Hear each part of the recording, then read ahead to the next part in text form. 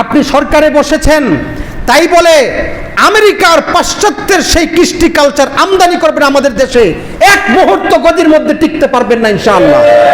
কথা পরিষ্কার, আমাদেরকে ক্ষিপ্ত হতে দিবেন না, রাগান্বিত হতে দিবেন না, রাস্তায় নামতে বাধ্য করবেন না। আমরা দ্বীনের জন্য, ইসলামের জন্য, কোরআনের জন্য সর্বস্ব বিলিয়ে দিতে আমরা প্রস্তুত আছি। সরকারে বসে ক্ষমতায় দেখাবেন, সেই ক্ষমতা এক মুহূর্ত টিকবে না ইনশাআল্লাহ।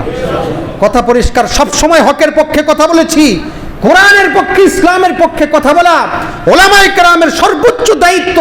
দায়িত্বের জায়গা থেকে বলে যাব, প্রয়োজনে রাস্তায় নামবো, মুসল্লিদেরকে নিয়ে, তাওহীদি জনতাকে নিয়ে রাজপথে নামবো, জিহাদ পর্যন্ত করব।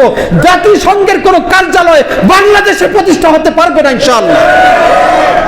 প্রিয় মুসলমান ভাইয়েরা, বলতে চাই, আপনাদেরকে সতর্ক করতে চাই, জাতিসংঘের এই কার্যালয় যদি বাংলাদেশে প্রতিষ্ঠা হয়, ঢাকার মধ্যে প্রতিষ্ঠা হয়, ইসলামের যে উত্তরাধিকার আইন আছে, উত্তরাধিকার আইন হলো ছেলে অর্ধেক আর মেয়ে এক, তাই না? না, ছেলে এক মেয়ে অর্ধেক, ছেলে এক মেয়ে অর্ধেক, আল্লাহর দেওয়া বিধান। কেন এই নীতি, কেন এটা বিস্তারিত আমরা কথা বলেছি। মেয়ে তার ব্যয়ের কোনো খাত নাই, একজন মেয়ে বাবার থেকে পায়, স্বামীর থেকে পায়, ছেলের থেকে পায়, ভাইয়ের থেকে পায়, ব্যয় কোথাও করতে হয় না।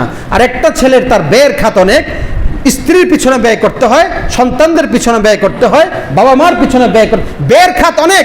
আল্লাহ রাব্বুল আলামিন বুঝে শুনে এই বিধান দিয়েছেন, ছেলে এক পাবে, মেয়ে অর্ধেক পাবে। যদি এই মানবাধিকার এই সংস্থা, তারা যদি অফিস এখানে করে জাতিসংঘের, তাহলে তারা এই আইনকে উঠিয়ে দিয়ে সমান সমান করে আমাদের দেশে বিশৃঙ্খলা বাঁধিয়ে দিবে। এটা আরেকটা বিষয় মনে রাখবেন, যদি জাতিসংঘের এই কার্যালয়